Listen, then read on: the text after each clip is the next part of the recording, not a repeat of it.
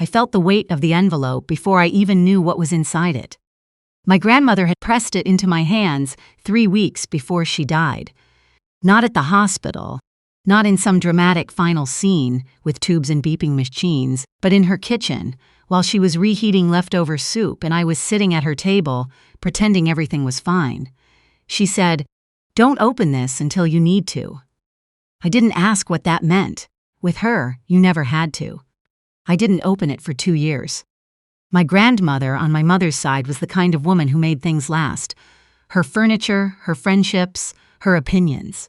She had bought a small commercial property in her 50s with money she'd saved from 30 years of alterations work, taking in hems, replacing zippers, fixing what other people had broken. When she died, she left that property and everything it generated to me, not to my mother, not to my aunt, to me. I was 26 years old, I had a decent job in healthcare administration, and I was completely unprepared for what that inheritance would do to my family. My mother called me 2 days after the will was read. She didn't ask how I was doing. She said, "You know your grandmother always meant for that to support the whole family." I remember staring at the wall in my apartment, thinking about the envelope I still hadn't opened, and saying, "I'll keep that in mind." That was the beginning. For the first year, I kept the property as it was, a small strip of retail space, 3 units, fully leased.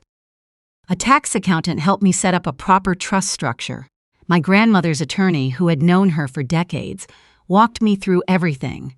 The income wasn't life-changing, but it was steady. I didn't touch the principal. I didn't tell my family how much anything was worth. I just let it exist and tried to go back to my normal life. My mother had other ideas. The requests started small. "Could I help cover my cousin's tuition deposit? Just a bridge loan," she said, until his financial aid came through. I said I'd think about it. Then there was the thing about my aunt's car. She needed something reliable, just a few thousand. I could write it off as a family gift. I said I wasn't in a position to do that right now. Then my mother mentioned, almost in passing, that she and my father were thinking about refinancing their house, and wouldn't it be nice if I could put in a little collateral support, nothing formal, just a gesture between family. I didn't say yes to any of it. I also didn't say no in a way that stuck. That was my mistake. Not the silence exactly, but what I let the silence become. They heard maybe when I meant no. And over the next 18 months, maybe turned into an assumption, and the assumption turned into something I didn't find out about until it was almost too late. My cousin's wedding was set for the last weekend of April. His fiancée had planned the whole thing. A vineyard outside the city, about 90 guests, a ceremony in the late afternoon when the light was still good. I was invited. Of course I was invited. I was family. I bought a new dress. I got my hair done the morning of. I drove out there alone because I'd told myself it was going to be a nice day, and I was going to let it be a nice day. And I was almost right. The vineyard was genuinely beautiful. White tent, oak barrels lining the aisle, a string quartet playing something I didn't recognize but liked. I found my seat, 3rd row, which I noticed, family side, and I sat next to my aunt, who hugged me a little too hard, and said I looked wonderful in a voice that meant she wanted something. The ceremony was lovely.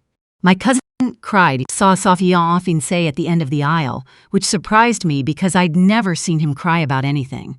She was radiant. The whole thing was exactly what a wedding should be, and I sat there thinking maybe I'd been too suspicious.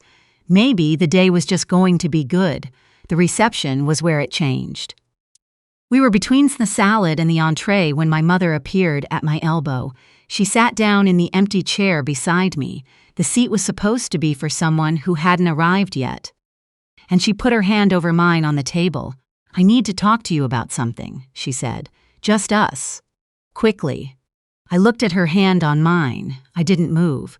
"We've been working on something for the last few months," she said. "A business idea. Your father has some investors interested, and we found a space, a good space. But to get the lease signed, we need to show proof of collateral."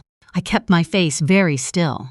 "We thought," she continued, "since your property is technically sitting there, since it's not like you're using it for anything, we could list it as collateral on the application, just on paper. You'd never actually be at risk." Who thought? I said. She blinked. What? You said we thought. Who is we? She paused. Something moved behind her eyes that I couldn't quite read. Your father and I have been talking about this for a while, and your aunt thinks it's a wonderful opportunity. Your cousin, too. The cousin whose wedding we're at right now. He believes in his father's vision. I picked up my water glass. I took a sip. I set it back down with more control than I felt. Mom, you're asking me to put my grandmother's property up as collateral for a business deal. At a wedding reception. I'm asking you to consider it, and if the business fails, it won't if it does. She pulled her hand back. Her voice got quieter, which with my mother was never a good sign. I don't understand why you're being difficult about this. That property could help this whole family. Your grandmother would have wanted. Don't, I said. Not loudly, but she stopped. We sat there for a moment. The string quartet had switched to something slower. Across the tent, my cousin was laughing with his new wife, both of them lit up and oblivious. I need to use the restroom, I said, and I stood up and walked out. I didn't go to the restroom. I went around the side of the building, past the catering van, and I stood in the gravel with my heels sinking slightly, and I called my attorney. His name is Griffith. He's 60-something, patient, and he has never once made me feel stupid for asking a question. He picked up on the third ring. I told him what my mother had just told me. There was a pause on his end. Not a long one, but the kind that tells you something. When did they say they'd been working on this? He asked. A few months, she said. Another pause. I think we should talk first thing Monday, he said. But I want you to do something for me right now. Don't sign anything tonight. Don't agree to anything verbally, and if anyone brings out paperwork, I want you to tell them your attorney needs to review it first. Is there something I don't know? I asked. There may be, he said. Let's talk Monday. I hung up and stood in the gravel for another minute. The sun was going down behind the hill. It was genuinely beautiful. I didn't feel anything about the beauty at that moment. When I went back inside, my father was at my seat. He was a big man, my father. Not aggressive looking. He had a kind face, the kind strangers trusted immediately, which was one of the things that had always made me uneasy about him. He stood up when he saw me coming. He pulled out my chair. Your mother told me you two had a conversation, he said. We did. I want you to know this isn't a pressure thing. I sat down. He sat across from me in the chair my mother had vacated. Someone brought our entrees. He waited until the server left. This is a real opportunity, he said. Not just for us, for all of us. Your cousin needs this. His dad needs this. And frankly, this family has been stretched thin for a long time, and this could be the thing that turns it around.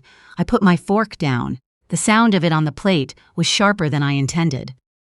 I'm not signing anything tonight, I said. His expression shifted. Not dramatically.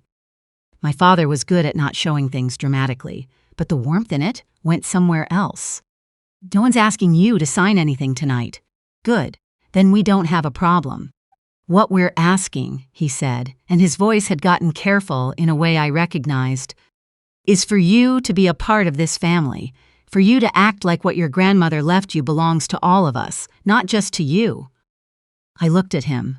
I thought about my grandmother in her kitchen, reheating soup, pressing an envelope into my hands. I thought about 30 years of alterations work, 30 years of taking in hems and fixing what other people had broken. She left it to me, I said. He was quiet for a moment. Then he said, You've become very cold, you know that? I didn't respond. I picked my fork back up and I ate my dinner, and I didn't say another word to him for the rest of the night. I drove home alone, same as I'd driven there. The dress that had felt nice that morning felt like a costume by the time I hung it up. I couldn't sleep. I lay there going over the conversation in my head, and the more I went over it, the more one thing kept snagging. A few months. My mother had said they'd been working on this for a few months. But my property was in a trust. No one could use it as collateral without documentation from me, or a trustee authorization, or... I sat up at 2 in the morning and called Griffith's voicemail and said I needed to know if anyone had attempted to access or leverage the trust without my knowledge. He called me back Monday at 8:15. What he told me took about 20 minutes, and I had to ask him to repeat 2 parts of it. For the previous 4 months, my uncle, my cousin's father, had been in contact with a lending institution using documents that referenced my trust property as a potential asset. Not forged documents exactly, but documents that implied a relationship between my uncle's business venture and my trust that did not legally exist. He had apparently told the lender that the property was family held and that the primary beneficiary was in alignment with the deal. I had never said any such thing. I had never been asked. The lender had not yet finalized anything. The deal was still in process. But Griffith said if I didn't act immediately, and if the lender moved forward on those representations, I could be looking at a legal dispute that would take years to untangle even if I won. "What do I do?" I asked. "I've already drafted a cease and desist," he said, "and I've been in contact with the trust's custodial bank. They're placing a hold on any third-party inquiries effective today. Nothing moves without your explicit written authorization going forward." "My uncle," I said, "my aunt, my mother and father, they all knew?" Griffith paused. "That's a question for a different kind of attorney if you want to pursue it. What I know is that your uncle initiated it. Whether your parents knew the full scope." "My mother said we thought," I said. Another pause. "Yes," he said. "I heard you say that." I took a week. I know people who would have called their mother that same Monday morning, screaming. I understand that impulse. But I've learned, mostly the hard way, that when I'm angry enough to shake, I need to be quiet first. I need to let the thing become clear before I act on it. I spent that week getting everything in order. Griffith filed the cease and desist. The bank's hold went into effect. I had a separate conversation with a different attorney, a litigator this time, about what my options were if I chose to pursue damages. I moved some documentation. I made copies of everything. I opened the envelope my grandmother had left me. Inside was a single handwritten note. It said, "The property is yours. Don't let them talk you out of knowing that. I chose you 'cause you're the one who'll take care of it." Granny read it 3 times. Then I folded it back up and put it in my fireproof safe where I keep the things that matter. The following Saturday, my mother called. She said she'd heard from my uncle that there had been some legal complication, and could we talk about it? Just the 2 of us, over lunch. I said yes. I wore something comfortable. I got there first and I ordered coffee and I sat by the window. She came in 10 minutes late, which she always did, and she looked at me with the particular expression she reserved for situations where she wasn't sure how much I knew. She knew enough to be careful. She sat down. She ordered tea. For a few minutes we talked about nothing, the drive over, the weather, whether the place had changed since we'd last been here. Then she set her cup down and looked at me directly, which she only did when she'd decided on a strategy. "Whatever your attorney did," she said, "it's put your uncle in a very difficult position." "My attorney protected my property," I said. "No one was trying to take your property.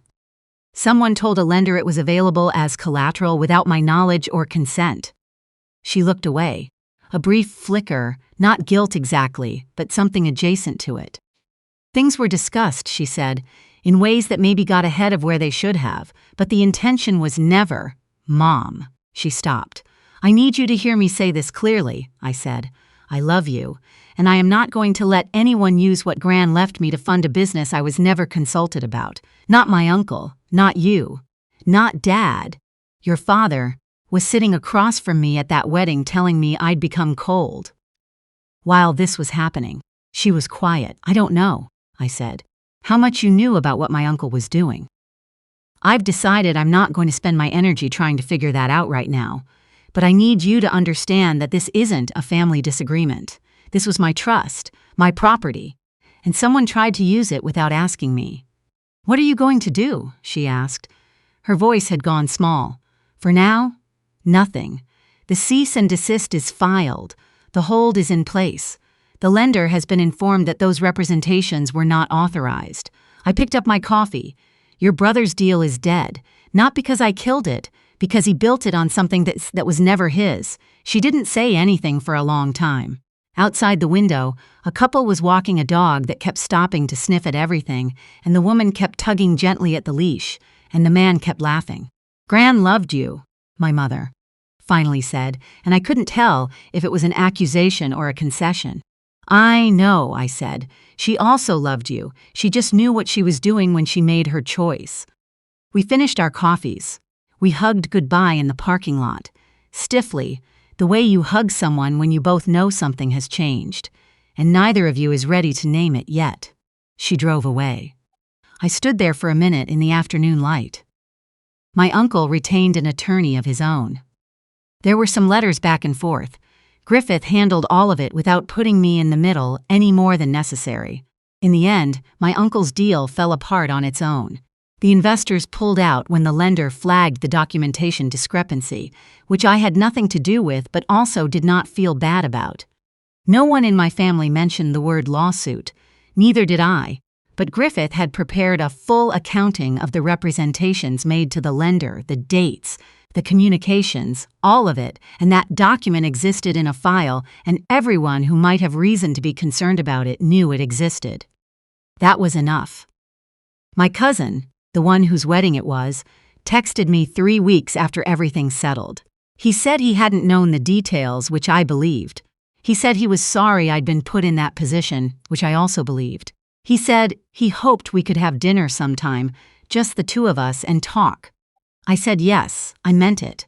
I went back to my grandmother's attorney, not Griffith, but the older one who'd known her for decades, and I sat in his office and I asked him if she'd ever said anything to him about why she'd chosen me.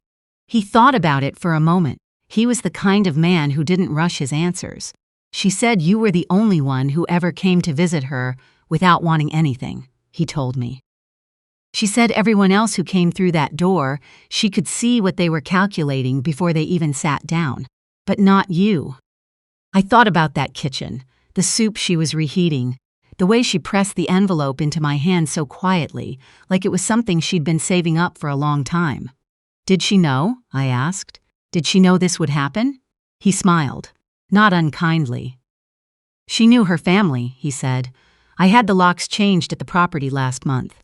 Not because I needed to, the leases are solid, the tenants are fine, but because I wanted to hold the keys in my hand and know that they were mine."